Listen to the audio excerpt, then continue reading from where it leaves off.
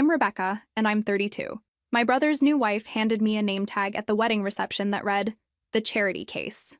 My entire family erupted in laughter, like it was the punchline to some inside joke I wasn't part of. I stared at that little white sticker for exactly 3 seconds. 3 seconds of pure, crystallized humiliation, the kind that burns through your chest and makes your ears ring. Around me, cousins were doubled over. Mom was actually wiping tears from her eyes. Dad was slapping his knee like this was comedy gold. I smiled, set the name tag down on the gift table, and walked straight out of the country club without saying a word. But here's the thing about being the family disappointment: sometimes you get the last laugh. I pulled out my phone in the parking lot and made one call. One very important call to my lawyer. Where are you watching from today? Drop your location in the comments below and hit that like and subscribe button if you've ever felt completely humiliated by your own family. You'll definitely want to stick around for what happened next. By morning, my dear brother Mike and his lovely bride Jennifer were about to discover what real charity looks like, because apparently, they'd forgotten one tiny detail about their perfect love story. They were living rent-free in my downtown apartment, had been for 8 months while they saved for their dream wedding. I guess you could say I was about to remind them. See, while they were all having a grand time at my expense, calling me the family charity case because I'm successful, single, and apparently that makes me pathetic in their eyes, they forgot something crucial. I'm the one who owns property in this city. I'm the one with the MBA and the corner office. And I'm definitely the one holding all the cards. The morning after their wedding, they were going to wake up to a very special delivery. 2 documents, actually, a lease agreement and an eviction notice. Their choice which one to sign. After all, real charity should go to people who actually need it, right? Let me back up and paint you the full picture of my wonderfully supportive family. Growing up as the youngest of 3 kids in suburban Ohio, I learned early that success meant different things depending on your gender. My brothers Mike and Danny could do no wrong. Mike became a mechanic. Danny works construction. Both married their high school sweethearts, bought houses with white picket fences, and started popping out kids. Me? I got a full scholarship to Northwestern, graduated summa cum laude, and built a career in commercial real estate. But somehow, I'm still the disappointment because I haven't managed to land a husband. Every family gathering was the same routine. Mom would corner me within 5 minutes. "Rebecca, honey, you're not getting any younger. Maybe you should lower your standards a little." "Thanks, Mom." Really feeling the love. Dad was more subtle, but just as brutal. "Career's great, sweetheart, but when are you going to focus on what really matters?" What really matters. As if building a portfolio worth 7 figures was just some cute hobby I picked up. The worst part? I actually tried to help them understand my world. Last Christmas, I explained how I'd just closed a $20 million office complex deal. Know what Mom said? "That's nice, dear. Mrs. Henderson's daughter just had twins." Because apparently, creating life is impressive, but creating wealth is just showing off. My success made them uncomfortable. When I bought my BMW, they suddenly couldn't afford family dinners at anything nicer than Applebee's. When I renovated my condo, they stopped visiting because it made them feel inadequate. When I took Mom to that spa weekend for her birthday, she complained the whole time that it was too fancy. But here's the beautiful irony: they had no problem accepting my help when they needed it. Danny's transmission blew? Guess who loaned him $3,000? Mom needed her roof repaired? I covered it. Mike wanted to propose to Jennifer but was broke? I bought the ring. And when Mike asked to stay in my downtown apartment to save money for the wedding, I said yes. Because that's what family does, right? I should have seen the writing on the wall when Jennifer moved in too without asking, or when they redecorated my place without permission, or when they started hosting parties and telling people it was their apartment. But no, I kept being the good sister, the reliable one, the charity case. The morning of Mike's wedding should have been a red flag parade, but I was too busy playing the supportive sister role to notice. Jennifer had demanded, really, that I handled the little details since I was so good at organizing things. You know, because that's what single women are for. Free labor. I spent 3 hours that morning picking up flowers because their delivery guy got confused about the address. Jennifer's fault, actually, since she'd given him my apartment as the drop-off point without telling me. But somehow this became my emergency to solve. Then there was the cake crisis. The bakery called at 7 a.m. because Jennifer had changed the flavor 3 times and never confirmed the final order. Guess who got to drive across town to sort that out? If you guessed the family charity case, you'd be correct. By the time I got to the venue, the wedding party was in full meltdown mode. Jennifer's maid of honor had food poisoning, the photographer was stuck in traffic, and the officiant was running late because he'd mixed up the time. But don't worry, Rebecca to the rescue again. I coordinated with the photographer's assistant, rearranged the schedule, and even helped Jennifer get into her dress because her backup maid of honor had never worked a corset before. Did anyone thank me? Of course not. I was just doing what the spinster aunt does, making herself useful so people tolerate her presence. The ceremony itself was beautiful, I'll give them that. Mike looked genuinely happy, and Jennifer was radiant. For about 30 minutes, I felt that warm glow you get when family moments work out perfectly. My baby brother was starting his happily ever after. Then came the reception. Have you ever experienced that moment when you realize how your family really sees you? Drop a comment below if you've ever felt like the family disappointment despite being the most successful one in the room. The name tags should have been my first clue. Everyone else had proper ones. Mother of the bride, best man, family, normal wedding reception labels. But when Jennifer handed me mine with that sweet smile that never reached her eyes, I knew something was off. The charity case. In elegant script, no less. The laughter started immediately. My cousin Sarah actually snorted. Uncle Bob was slapping his knee. Even the kids were giggling, though they probably didn't understand the joke. Mike stood there grinning like this was the funniest thing he'd ever seen. This from the man who'd been sleeping rent-free in my guest bedroom for 8 months. That's when everything clicked into place. This wasn't spontaneous humor. This was orchestrated humiliation. The drive home from the wedding was the longest 20 minutes of my life. Not because of traffic, because of clarity. You know that feeling when puzzle pieces suddenly snap together and you see the whole picture? That's what hit me in waves. Jennifer hadn't made a mistake with that name tag. This was planned, calculated. They'd sat around my dining room table, the one I'd bought, in the apartment I owned, and laughed about how to publicly humiliate the family charity case. The irony was so thick you could cut it with a knife. There I was, being mocked for being the family charity case by people living off my actual charity. I pulled into my building's parking garage and sat there for a minute, engine running. Through the concrete walls above me, I could hear music and laughter. Mike and Jennifer were throwing an after-party. In my apartment. With my electricity. Probably serving my leftover wine to wedding guests who'd just watched me get humiliated. That's when I made the call. David, it's Rebecca. I need those documents we discussed. First thing Monday morning. My lawyer had been suggesting this for months. You're too generous with your family, he'd warned. Get everything in writing. But I'd resisted because you don't put legal contracts between family members, right? Wrong. Apparently, family members have no problem putting humiliation between you and basic human dignity. David was all business, even on a Saturday night. Standard lease agreement or month to month? Month to month. And David? Include an immediate termination clause. 30 days notice. Any particular reason for the urgency? I stared up at my apartment windows, watching shadows move behind the curtains. My apartment. My investment. My charity that had been taken for granted for 8 months while they planned my public humiliation. Let's just say the charity is being redirected to more deserving recipients. Sunday passed in beautiful, peaceful silence. I stayed at my office, catching up on paperwork and enjoying the quiet. No family calls, no demands for help, no Jennifer rearranging my furniture or Mike leaving dishes in my sink. For the first time in months, my space was mine. Monday morning, I woke up early and dressed in my best suit, the navy Armani that made me feel invincible. If I was going to change the family dynamic forever, I might as well look good doing it.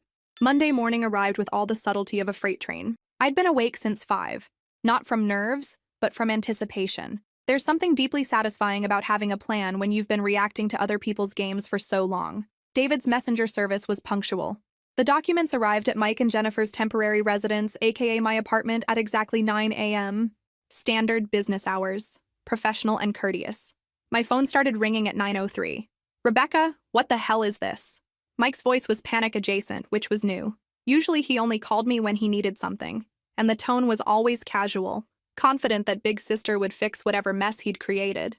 Good morning to you too, Mike. I trust you and Jennifer had a lovely honeymoon night in my guest bedroom? Cut the sarcasm. There's a guy here with legal documents. Something about lease agreements and eviction notices? I leaned back in my desk chair, spinning slightly to face the floor-to-ceiling windows of my downtown office. 30 floors below, people hurried along sidewalks, probably dealing with their own Monday morning crises.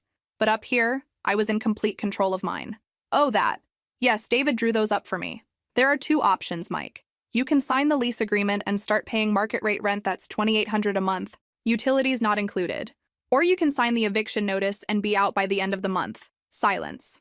Then, are you insane? We just got married yesterday. Congratulations. Marriage is a wonderful institution. So are legal contracts. Rebecca, you can't be serious. We're family. And there it was. The magic word that was supposed to fix everything. Family. The same word that had been conspicuously absent when they were designing humiliating name tags for me. You're absolutely right, Mike. We are family. Which makes your wife's little joke at the reception even more special, don't you think? More silence. Then Jennifer's voice in the background, sharp and panicked. What's she saying? What does she want? Actually, I continued, my voice staying level and professional, I've been thinking about that name tag all weekend. The charity case. Very clever, creative. It really captured something important. Look, Becca, Jennifer didn't mean anything by it. She was just trying to be funny. Oh, she was hilarious. The whole family thought so. Mom was crying from laughing so hard. Dad nearly fell off his chair. Uncle Bob is probably still chuckling about it. I could hear frantic whispering in the background. The thing is, Mike, it made me realize something important about charity. Real charity should be documented, transparent, official. Don't you agree? What do you mean? I mean that if I'm going to be the family charity case, we should make it official. Contracts, rental agreements, proper documentation. That way everyone knows exactly where they stand. The silence on the other end of the phone stretched so long I wondered if the call had dropped. Then I heard Jennifer's voice, shrill and indignant. She can't do this. We just got married. This is our home. Their home. I had to admire the audacity. Mike, are you still there? I asked pleasantly. Yeah, I'm here. Look, Becca, can we just talk about this? Come over and we'll work something out. Actually, I think the messenger has explained everything quite clearly. 2 documents, your choice. Though I should mention that David included a clause about property damage and unauthorized modifications. You'll want to review that carefully. Property damage. Jennifer had painted my guest bathroom sage green without asking. She'd also rearranged my furniture, hung pictures, and essentially redecorated my place to her taste, all of which would need to be restored to original condition. This is ridiculous! Jennifer snatched the phone. Rebecca, I don't know what your problem is, but this is completely unreasonable. We're family now, and family doesn't treat each other this way. Family. There was that word again. You're right, Jennifer. Family doesn't treat each other this way. Family doesn't publicly humiliate each other at weddings. Family doesn't turn generosity into a punchline. But apparently, I missed that memo. That was just a joke. Everyone was laughing. Everyone was laughing at me. There's a difference. And now I'm laughing at the irony. What irony? I smiled, even though she couldn't see it. The irony that the family charity case is the one with the real estate portfolio. The irony that the woman too pathetic to catch a husband is the one providing housing for the happy couple. The irony that your joke just cost you your free ride. Mike got back on the phone. Okay, fine. We get it. You're mad. But can't we work something out? I'm between jobs right now, and with the wedding expenses, between jobs. Mike had quit his position at the garage 3 months ago because he didn't like his new supervisor. He'd been in no hurry to find replacement employment because he was living rent-free and Jennifer was working part-time at a boutique. That's exactly why David included both options, Mike. If you can afford market rate rent, sign the lease. If not, the eviction notice gives you 30 days to find alternative arrangements. 30 days? Do you know how hard it is to find an apartment in 30 days? Actually, yes, I do. I'm in real estate, remember? The career you all think is so meaningless compared to what really matters. What do you think will happen next? Will Mike and Jennifer swallow their pride and pay rent? Or will they try to manipulate the family into turning against me? Drop your predictions in the comments below. The call ended with more sputtering protests and threats to call our parents. I wasn't worried. Mom and Dad could lecture me all they wanted about family loyalty and forgiveness. But they couldn't change the fact that I owned the property and had every legal right to charge rent or evict non-paying tenants. I spent the rest of Monday in meetings, but my phone buzzed constantly with texts from various family members. The news was spreading fast. By noon, everyone knew that mean old Rebecca was throwing the newlyweds out on the street. By 5 p.m., I had 12 missed calls and 43 unread messages. I deleted them all and went home to my quiet, child-free, drama-free office building apartment. Some people might call me heartless, but I prefer to think of myself as finally learning to value my own worth. Tuesday brought the family intervention I'd been expecting. Mom called at 7 a.m., which meant she'd been awake worrying since 5. Nothing gets Mom up early like a good family crisis she can't control. Rebecca Ann Mitchell, what is wrong with you? No hello, no pleasantries. Straight to the guilt trip. Your brother is devastated. Jennifer is in tears. How could you do this to them right after their wedding? I sipped my coffee and watched the sunrise paint my living room golden. God, it was peaceful without roommates. Good morning, Mom. I'm doing well, thanks for asking. Don't you dare get smart with me, young lady. Mike told me everything. You're trying to charge them rent? On their honeymoon week? That's just cruel. Their honeymoon week was 3 days in my apartment. And yes, I'm charging rent because that's what property owners do. They're family. You don't charge family rent. I almost laughed. Funny, I don't remember family putting charity case name tags on each other either, but here we are. That was just a silly joke, Rebecca. You're overreacting. Overreacting. The classic dismissal. Anytime I set boundaries or stood up for myself, I was overreacting. When Mike borrowed money and never paid it back, I should be understanding. When Danny used my credit card without asking, I should be supportive. But when I finally said enough, suddenly, I was the problem. Mom, let me ask you something.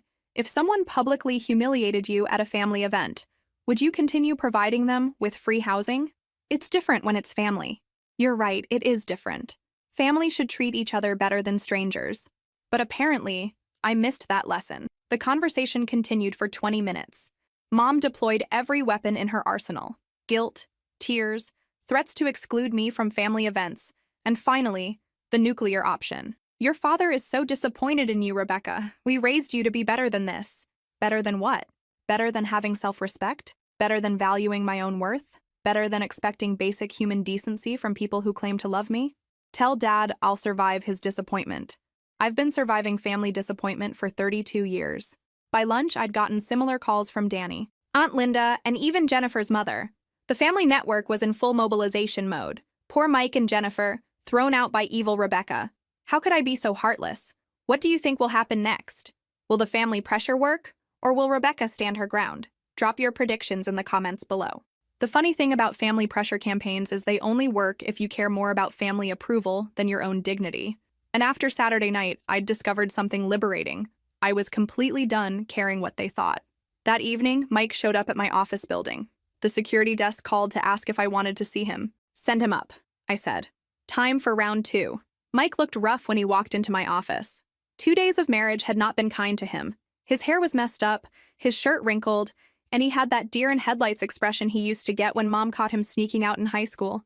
Nice office, he said, looking around at my corner space with its city view and mahogany furniture. Real impressive. Thank you. It's what success looks like when you're not busy being a charity case. He winced. About that name tag thing. What about it? Jennifer feels really bad about it. She wants to apologize. How thoughtful. Where is she? Downstairs in the car. She was too embarrassed to come up. Too embarrassed. The woman who'd orchestrated my public humiliation was too embarrassed to face me privately. Rich. So, what can I do for you, Mike? He sat down heavily in one of my client chairs. Come on, Becca. You know why I'm here. We need more time to figure this out. Figure what out? The documents are pretty straightforward. Pay rent or move out. But $2,800 a month? That's more than I made at the garage. Which is why David included the eviction option. Very considerate of him, actually. Mike ran his hands through his hair. Look, I get that you're mad about the name tag thing, but Jennifer was just trying to fit in with the family. She's nervous around everyone, and she thought making a joke would help. A joke. That's what we were calling calculated humiliation now. Mike, let me tell you what I think really happened. I think you and Jennifer sat in my apartment, and complained about poor, sad Rebecca who can't get a man. I think Jennifer suggested that stupid name tag because she wanted to put me in my place. And I think you went along with it because you've never respected what I do or who I am. That's not true, isn't it? When's the last time you asked about my work? When's the last time you congratulated me on a deal? When's the last time you treated my career as anything other than a cute hobby I'll abandon when I finally catch a husband? He was quiet for a long moment. Then, you're successful, Becca. We all know that. Knowing and respecting are different things. You know I have money, but you don't respect how I earned it or what it represents. So what? You want me to bow down and worship your bank account? I want you to treat me like an adult, like an equal, like someone whose generosity shouldn't be taken for granted. Mike shifted uncomfortably. We're grateful for everything you've done. Are you? Because Saturday night, it felt like you were all having a good laugh at the charity case's expense. It was just one stupid joke. And there it was. The minimization, the dismissal, the complete inability to understand why their one stupid joke had been the last straw. Mike, do you know what the difference is between a joke and bullying? What? A joke is funny to everyone. Bullying is only funny to the people doing it. He didn't have an answer for that. Mike left my office 20 minutes later, empty-handed and defeated. I watched from my window as he walked to his car where Jennifer waited. Even from 30 floors up, I could see the tension in his body language as he delivered the bad news. No extension. No family discount. No special consideration for being newlyweds. Wednesday brought a new strategy: emotional manipulation via mom. She showed up at my apartment building at lunch, armed with homemade cookies and crocodile tears. "Rebecca, honey, we need to talk." I let her in, mostly because I was curious what angle she'd take this time. Mom settled on my white sofa, the one Jennifer had tried to cover with her collection of throw pillows, and opened her purse. "I brought pictures from the wedding." Of course she did. Because nothing says, "forget about being humiliated," like reliving the moment in glossy color prints. She spread them across my coffee table like a peace offering. Mike and Jennifer cutting the cake, the family group shot, dancing photos, all the moments that came after I left. "You missed so much, sweetie." Uncle Bob gave the funniest speech. Danny's kids were adorable on the dance floor. It was such a beautiful night. Beautiful for everyone except me, apparently. "Mom, why are you really here?" Her lower lip trembled. "Your brother is talking about moving back home, with me and your father. Can you imagine? Newlyweds living in our little two-bedroom house?" Ah, there it was. Mom didn't want Mike and Jennifer cramping her retirement style any more than I wanted them freeloading in my apartment. That would be challenging, I agreed. "Rebecca, you have all this space, all this success. Couldn't you find it in your heart to help family one more time? One more time." As if the 8 months of free housing, the loan for the engagement ring, the wedding coordination, and countless other favors hadn't happened. As if Saturday night had erased all previous generosity and reset the family ledger to zero. "Mom, let me ask you something. If a friend treated you the way Mike and Jennifer treated me, would you keep helping them? But they're not friends, they're family. So family gets to treat you worse than strangers?" She dabbed her eyes with a tissue. "Family means forgiveness, Rebecca. It means grace and love and putting others first. And what about respect? What about basic human decency? Do those count for anything in your version of family?" "Of course, but because from where I sit, respect seems to be a one-way street in this family. I'm supposed to respect everyone else's choices, everyone else's needs, everyone else's feelings. But when it comes to respecting mine, well, I'm just overreacting." Mom was quiet for a moment, picking at her tissue. Then, "What do you want from them, Rebecca? An apology? I want them to understand that actions have consequences. I want them to realize that my generosity isn't unlimited, and I want them to treat me like a human being instead of a walking ATM. So you'll make them homeless to prove a point? I'll make them responsible for their own lives." "There's a difference." She gathered up the wedding photos, her hands shaking slightly. "This isn't the daughter I raised. Maybe not. But it's the woman I needed to become." Thursday brought the nuclear option. Dad. He didn't call first, just showed up at my office building at closing time, looking stern and disappointed. Classic dad move corner me when I was tired and off guard. "We need to talk," he said when security called up. I considered saying no, considered having security escort him out. But curiosity won. Dad rarely involved himself in family drama.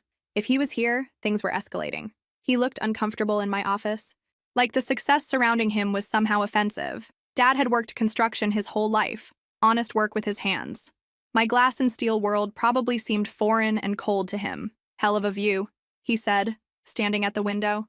"I like it. Bet it costs more than my house." "Probably." He turned to face me, his expression serious. "Your mother's worried sick about you." "I'm fine, Dad. Better than fine, actually." "Are you? Because this thing you're doing to Mike, it doesn't seem like you." "Which part?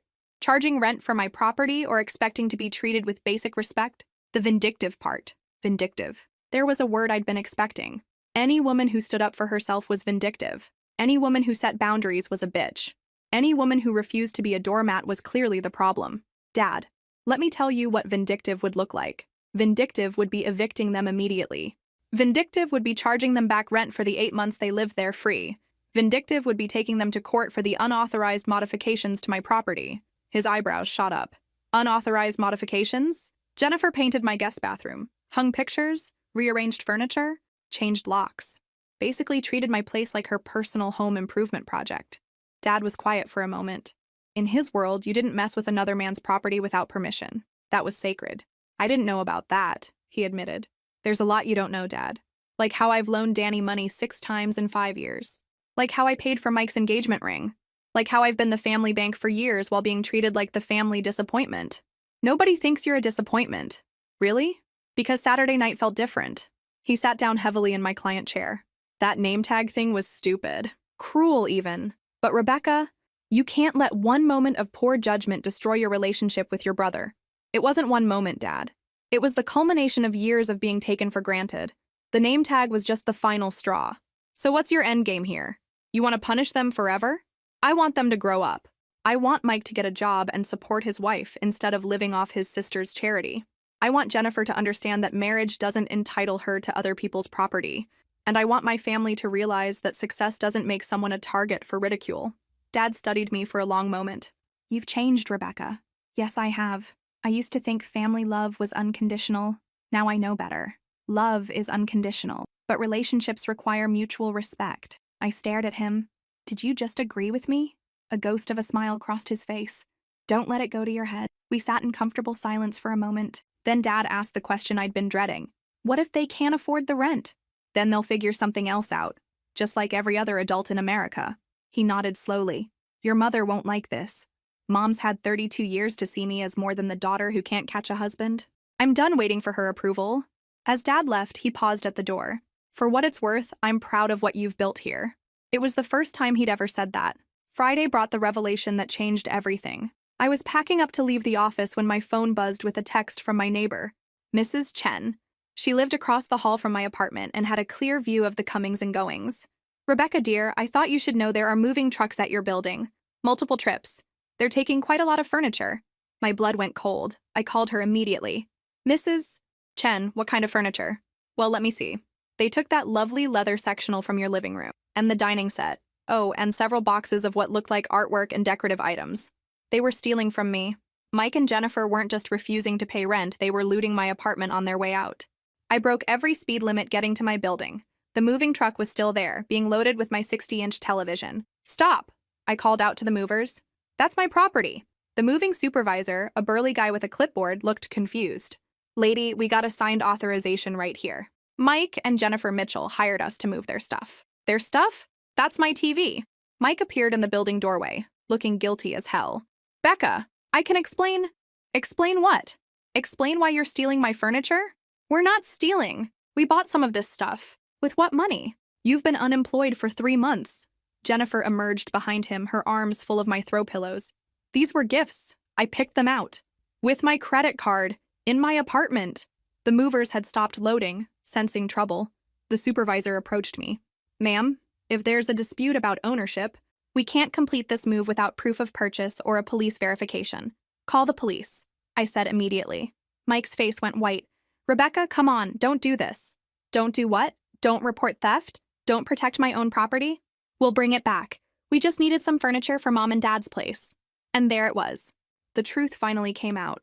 They weren't just refusing to pay rent, they were stealing my belongings to furnish their next free living situation. How much? I asked quietly. How much of my stuff were you planning to take? Mike and Jennifer exchanged glances.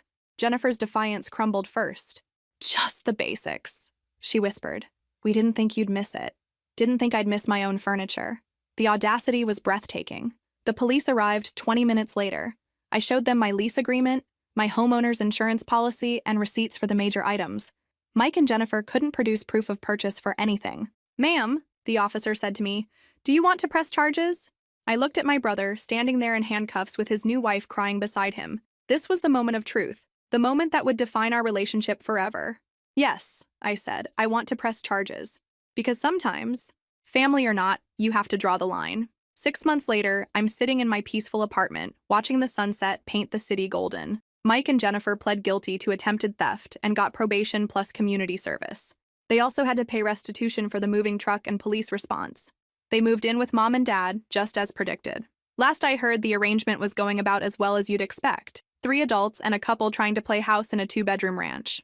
Mom calls occasionally with updates, usually complaints disguised as concern. The family dynamic shifted permanently after the arrest. Some relatives sided with me, finally understanding that there's a difference between family support and family exploitation. Others blamed me for tearing the family apart by refusing to be a perpetual doormat. I'm okay with that division. Turns out, when you stop trying to please everyone, you discover who actually respects you. Mike got a job at another garage, finally. Jennifer works full-time at a department store. They're learning what the rest of us figured out years ago, that adult life requires adult responsibility. Danny surprised me by calling to apologize for all the money he'd borrowed and never repaid. He's been sending me $50 a month, chipping away at the debt. It's not much, but it's acknowledgement. Progress. Dad and I have developed an unexpected relationship. He stops by the office sometimes, just to chat. He's proud of what I've built, and he's not afraid to say it anymore. Turns out, he'd been concerned about my family becoming too dependent on me for years, but he'd never known how to address it. Mom is still mom. She's convinced this is all a phase I'll outgrow when I come to my senses and remember what family means. But her definition of family and mine are permanently different now. I've learned that real family, the kind worth having, doesn't keep score. They don't take without giving. They don't mock your success or minimize your worth. They celebrate your achievements and respect your boundaries. The people who couldn't do that were never really family anyway. They were just people who shared my DNA and expected special treatment because of it. My apartment is peaceful now. I've redecorated, bought new furniture, changed the locks. Sometimes I host dinner parties for my real friends, the ones who celebrate my success instead of resenting it. I still buy lottery tickets every week, not because I need the money, but because I like the dreams they represent. The possibility of something even better. The hope for unexpected joy. But I don't need to win the lottery to feel lucky anymore. I already have everything that matters. Self-respect, genuine friends, and the knowledge that I'm worth more than other people's approval. If this story resonated with you, make sure to like and subscribe for more stories about finding your worth and setting boundaries. Sometimes the hardest person to stand up to is family, but sometimes that's exactly when it matters most. The charity case label turned out to be wrong anyway. Real charity is about giving freely to those who need help and appreciate it. What my family wanted wasn't charity, it was enablement, and I'm officially out of that business.